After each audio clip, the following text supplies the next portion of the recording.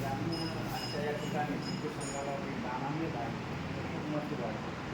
भगवान बुद्धाच्या काळामध्ये ज्ञान प्राप्त व्हायच्या आधी सुजाता नावाच्या स्त्रीने बक्रोज नावाचं गाव अशा या गावामध्ये एका राजाची म्हणजे एका श्रेष्ठीची मुलगी असल्यामुळे तिने जे दान दिलं त्या दानावर भगवान बुद्धाने 40 दिवस थोडासा अन्न जमा केला आणि पुढे चालून त्यांना ज्ञान प्राप्त झालं.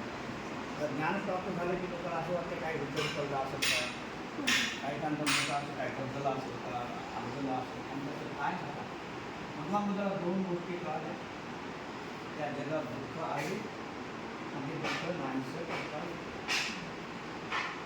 याचं उदाहरण म्हणलं तर बाबासाहेबांना पाहिलं. बाबासाहेब वर्षाच्या बाहेर बसले की भारताचं संविधान आणि किती गरिबीमध्ये होतो तरी आज आम्हाला श्रीमंती आम्हाला देव पूजायला अधिकार नव्हता तेवढा भगवान विष्णू म्हणजे सांगण्याचं तात्पर्य असं आहे की मनुष्यानं जर चांगलं काम केलं, नामधर्म केला किंवा संयम केला किंवा श्रद्धा ठेवली तर मनुष्य नक्की या बंधनातच काय अनेक गोष्टीतून मुक्त होते. व्यसनातून मुक्त होऊ शकते, देश नाही का आणि रागातून मुक्त होऊ शकते, देशातून मुक्त होऊ शकते.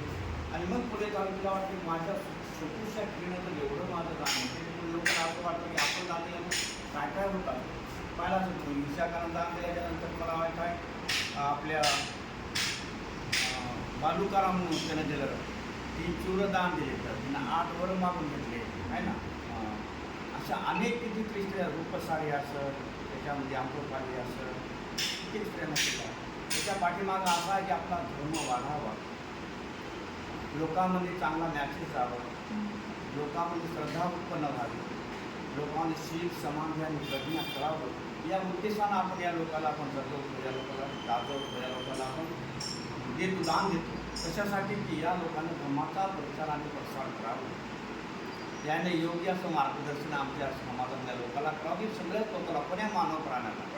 यासाठी आपला एवढा मोठा टप्पा चालू. वर्षवासामध्ये अनेक लोक काल व्हॉट्सअपला टाकले होते ज्यांना ज्यांना दान द्यायचं असेल अशा लोकांनी जसं काय एवढं सगळं दान द्यावं असं नाही. एखाद्यानं तेलाची कमी, एखाद्यानं 5 किलो पीठ, एखाद्यानं 4 किलो तांदूळ असे एकानं नाही दिलं तरी थोडं थोडं तिथं पुष्कळ होते.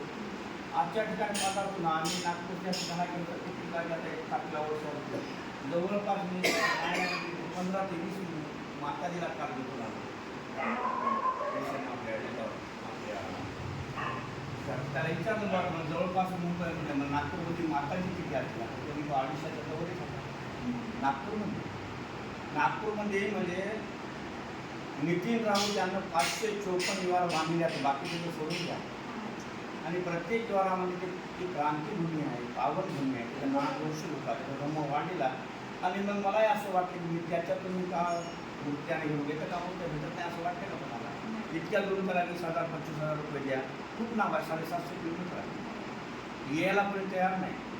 आणि मग ते भाजराव साहेब आपले खोबरागडे साहेबांनी भक्तीजीच्या संपर्कात होते, सारेपुत्र यांच्या संपर्कात होते. त्याच्यानं राहिलो शंकरपूर नावाचं गाव आहे.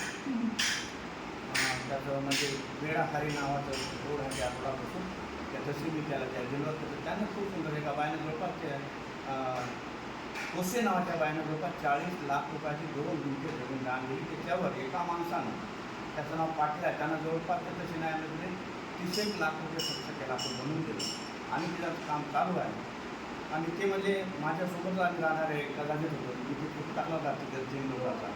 हां माझं नाव महामोगरा आहे, त्याचं नाव सारेपुत्रांनी आनंद असा आपलं मिळावा.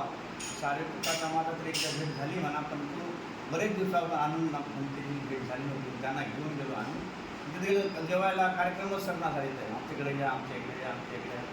आणि म्हणून नागपूरमध्ये एवढी श्रद्धा, एवढी प्रामाणिक लोक, क्रांतिकारी लोक, दानाच्या बाबतीमध्ये प्रत्येक चांगलं काम करत असताना ते लोक परित्राण करतात. त्या परित्राणानंतर काय काय लोक होता परित्राणाला कुठं का माणसं काय बसवतात का नाही, एक मानसिक समाधान लाभतं. घरामध्ये त्याचे सुसंस्कार करतात. माणसाला आपल्याकडून काहीतरी दान झाल्याचं समाधान वाटते, रात्री शांत होत येते. आणि एखादी गोष्ट आपल्याकडून वाईट घडली तर अनेक प्रकारचं माणसाचं मन चुकवते गवा करते. सुसंस्कृत झालेलं मन जेव्हा चांगलं त्याला कळते, सुसंस्कार हे बी कळत नाही, सुसंस्कारित झालेल्या मनाला कळते की माझ्याकडे गोष्ट चूक झाली. आणि म्हणून ते घडी घडी एखादी गुजराती दादाजी बोलता बोलता बोललो तुला माफ करा एवढी ते त्याच्यामध्ये पारण्यात येते. गाडगे महाराज मरता मरता म्हणले, भाऊ हो, माय बाप हो, माझ्यातून काही एखादी चूक झाली असं तुम्हाला क्षमा. एवढे गाडगे महाराज इतके चांगले माणूस आहे की नाही. बाबासाहेब मरण पावल्याच्या नंतर 12 की 13 14 दिवसात त्यांनी त्याची मुलगा वाढला त्याला तेवढं दुःख झालं. असे गेले कोट्यानं कोटी, काही लोक एका सारखे आहे की नाही. म्हणून त्यानं बाबासाहेबाला पाहिला असेल तुम्ही तर पंढरपूरमध्ये त्याची शाळा होती, ज्याला आपण धर्मशाळा म्हणतो, ते बाबासाहेबाच्या नावावर. पोट्टे हो, बाळ हो, मामा हो, काका हो, तुम्ही देव पाहिला का नाही म्हणले. तुम्ही नाही पाहिले. तुम्हाला देव पाहत असं तुम्हाला म्हणजे बाबासाहेब खाली बसून त्याचं कीर्तन ऐकू लागले. त्याचं बाहेर तयामध्ये म्हणजे मुंबईमध्ये. तेव्हा म्हणून भगवान बुद्धांना सांगितले की दानम धर्म श्रद्धा ही शील रक्कम संपदा भावना भूता भरपूर दक्षिण देवता. काही आता वेळेचं दान द्या, काही एखाद्याचे तुमचं परिश्रमाचं दान द्या, एखाद्याचे नाही वाटलं तर भरतेला कोणताही भरते म्हणा, एवढे राहिले एखाद्या शाळेला दान द्या, एखाद्या अनाथ लोकांना दान द्या. की तुमचं खूप आता ज्याला निर्धन आहे तर तुम्ही धन देऊन बघा, अरे त्याला एवढा आनंद होते काय सांगा. एखादा वाट सुरू चुका त्याला तुम्ही नुसती वाटच दाखवा तरी त्याला एवढा आनंद आहे. बापरे इथे तुम्ही करतो लावू. आणि म्हणून भगवान बुद्धांना सांगितले की दानन भगवंत श्रद्धा ये शील रत्न तू संपदा भावना भूता भरपूर दर्शन तू देवता होता. जो माणूस काहीतरी देऊ शकतो अशा माणसाला देवता तुल्य म्हटलेले आहे. असे काय 12 हाताचे 4 हाताचे असं नाही, काहीतरी देऊ शकतो अशा लोकांना देवता तुल्य होतात. धर्माचं दान असो, आर्थिक दान असो, मूर्तीचं दान असो. आता बघा हे वैशाली म्हणून नावात